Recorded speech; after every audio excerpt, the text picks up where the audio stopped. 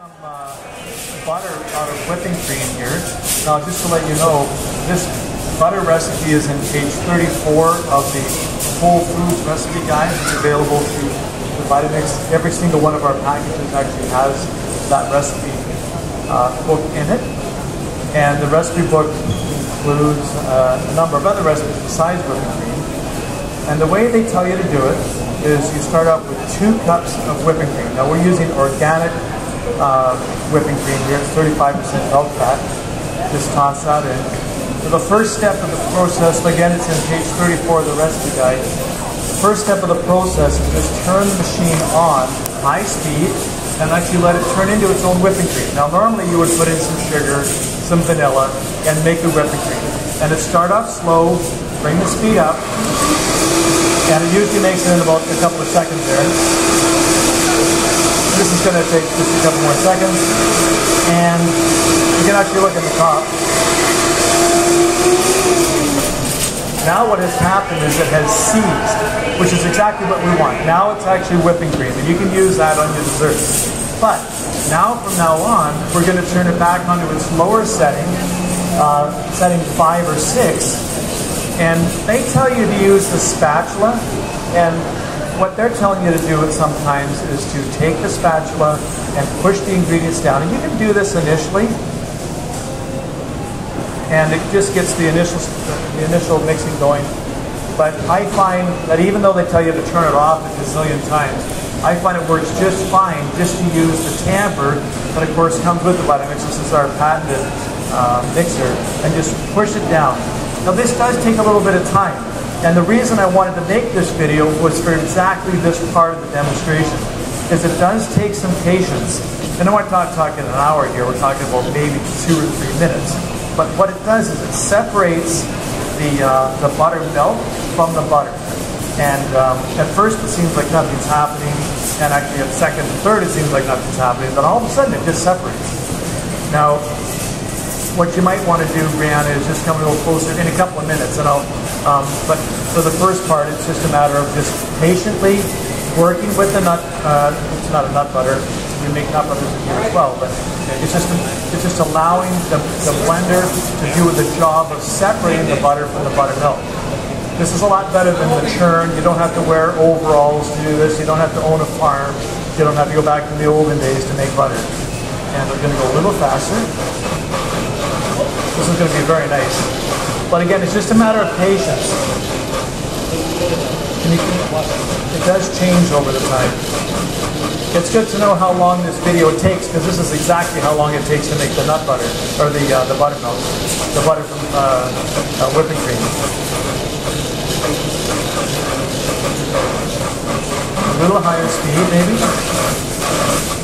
Depending on the quality of the whipping cream, you can determine how fast you have to run it too.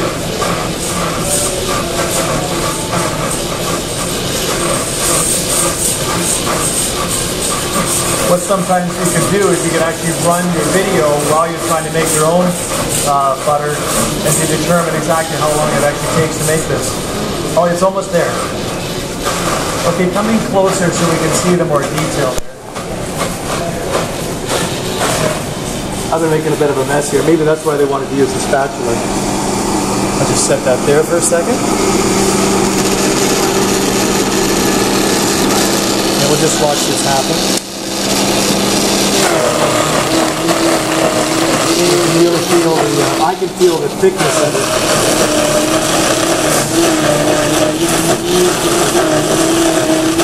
And in the murkiness, you can actually see the yellow.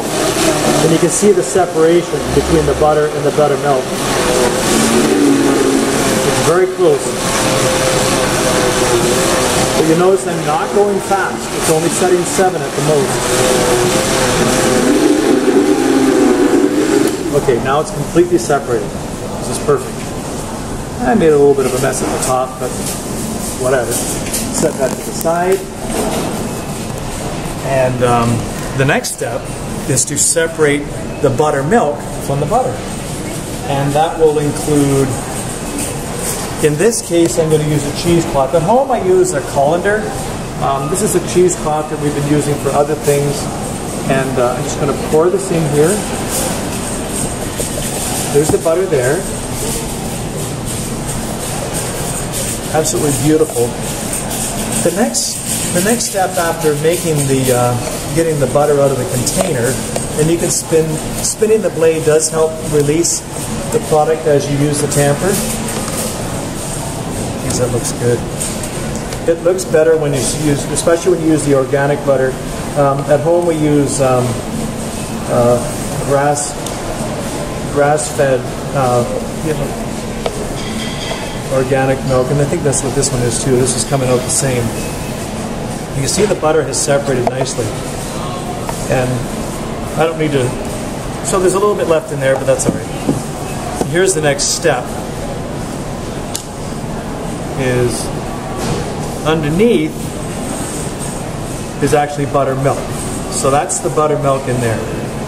And I haven't tried this before. Let's try a cheesecloth to release the balance of the buttermilk from the butter. And I think that's working quite nicely.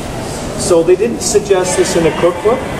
I think they said to just use the spatula and just keep pushing the buttermilk out. But this cheesecloth is working just fine. It has a number of different jobs. And there is it unsalted. Hold on, I'm trying to make it look more presentable. There's unsalted butter, and it's very nice. It spreads nicely. We've just removed any of the remainder of the buttermilk in there. You would salt it if you'd like to, and you can make it into a garlic butter or whatever you'd like. But that's bona fide butter. And again, what would you use the buttermilk for? Pancakes, muffins, whatever you'd like to use it for. So there you go. There's what do you call it? There's butter. Thank you.